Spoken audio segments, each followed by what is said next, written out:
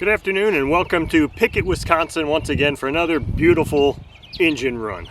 It's a beautiful day, even though it's overcast. It's actually really good lighting for shooting camera, shooting video and taking pictures, so I'm enjoying the overcast today. It's 53 degrees here and very light winds, so I don't even have my external microphone attached to the camera today. What I've got on the stand today is an engine that's on loan to me from a good friend, Chris, of Perky Plains RC. This is his Fox Hawk 60. Now this is an engine that dates back to 1975, and I have another friend, Chris, sent me email pictures of the instructions for the Fox Hawk 60. Chris didn't have them, Chris, the owner. So I'm going to place those somewhere in this video so that you can all see this. But one of the things that's so unique about Fox engines is Duke Fox was just one hell of an innovator.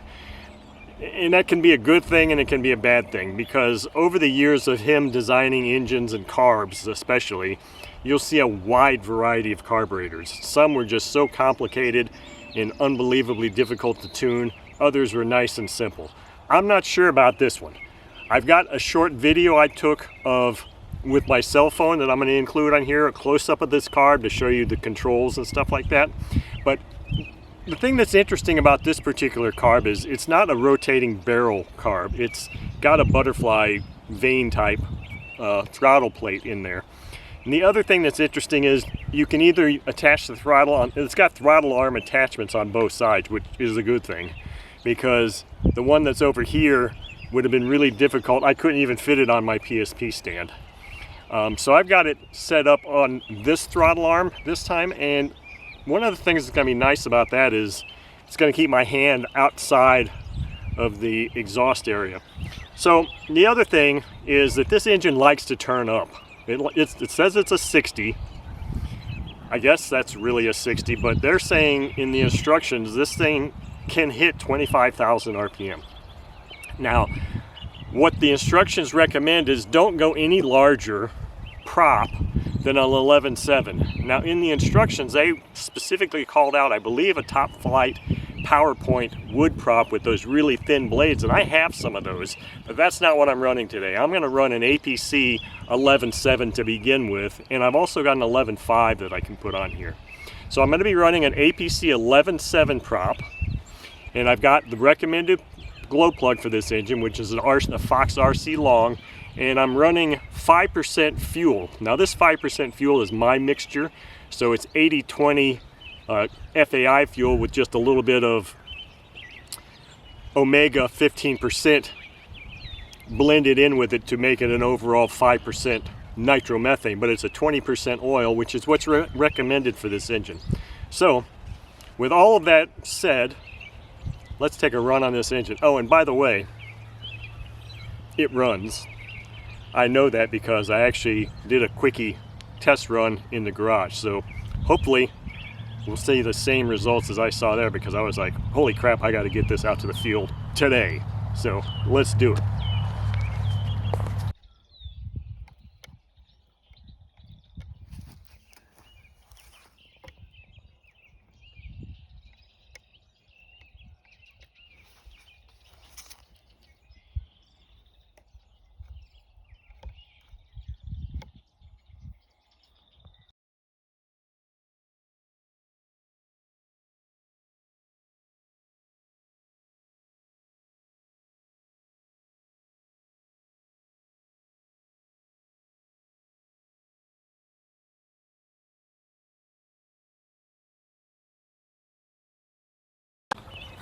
Okay, so not Chris, the owner of this, the other Chris that provided me with this Rob starter.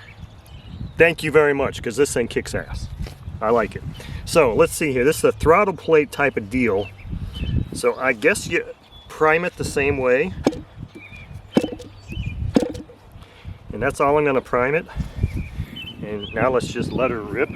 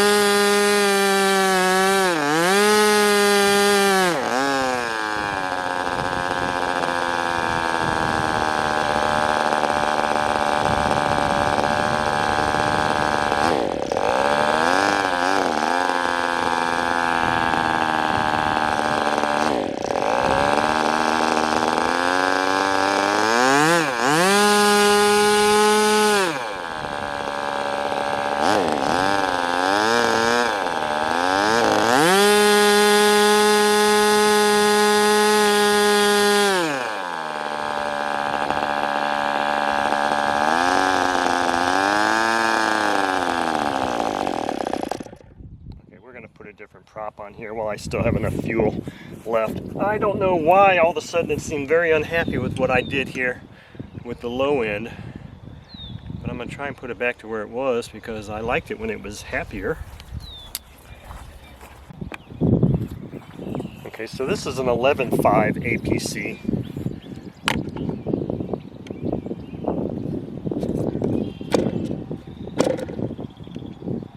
It's not super cool yet, so it's still rather warm.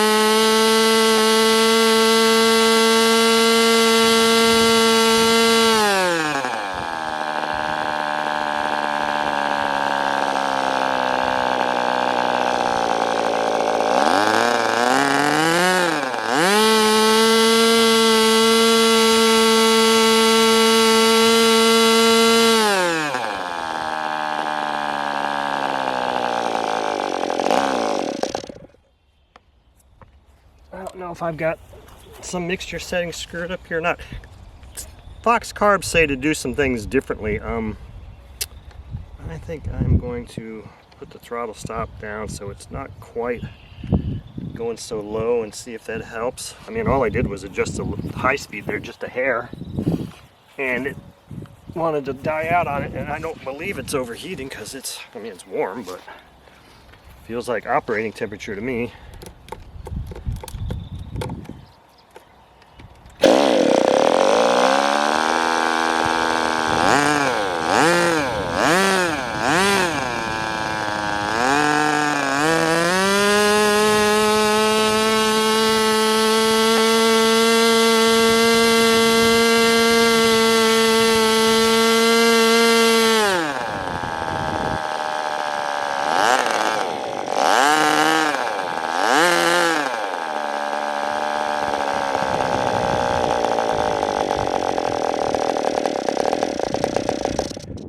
That would indicate that I may have it a bit too rich. A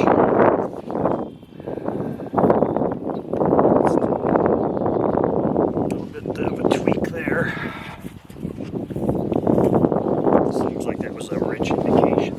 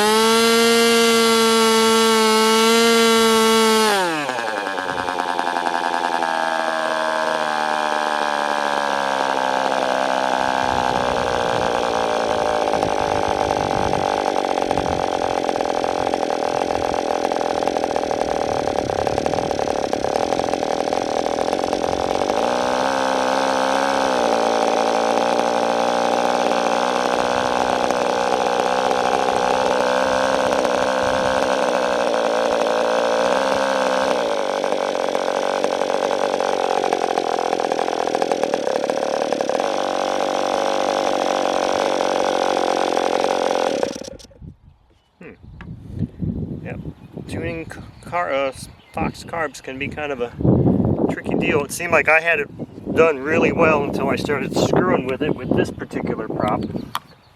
You know, just for the heck of it, I'm going to let it cool down. I've got a Top Flight narrow blade 10.5 that I want to put on here real quick and just wind it up and see what she does with that.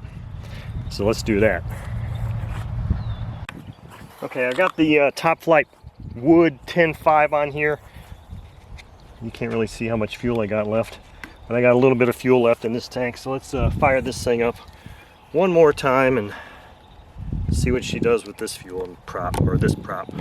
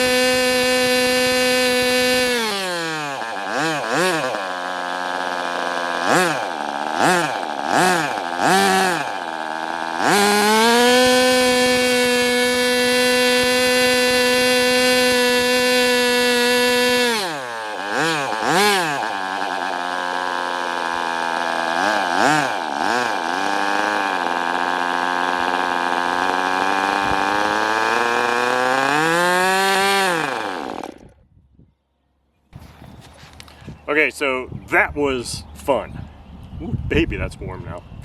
So this is a, ooh man, feels like the compression just got 5 times stronger. This is a smoking, screaming engine. That should satisfy some of you RPM junkies out there, but see, it's one of those things where when I start getting an engine, I don't care what kind of engine it is, up around 15,000 RPM or more, I start getting a little uncomfortable on the stand, just because I just don't want to blow up any engine. And it just seems like that's an awful high RPM, even though it says it can do it and it's designed for it. Who knows what their criteria was? They may have tacked that thing at, or estimated it at 25,000 RPM with a 2-inch prop on it, and for 2 seconds. Who knows? All I know is I wouldn't run this engine that hard unless it was in the air and maybe was getting a little bit better cooling. But I mean, that's a smoking engine, and I had it going good there for a while, and then I tinkered with the carb and it's not so great, and now I think it's kind of okay. But Chris, you got a really fun engine to run here, so if you find a plane for it, I think you'll really enjoy it. So in conclusion here, there was a video I did out here in this very location a few days ago, where at the end of the video you saw a white dog walk into the frame. So yesterday was a rather heavy day, and I'll just let these next few images explain why. Thank you for watching.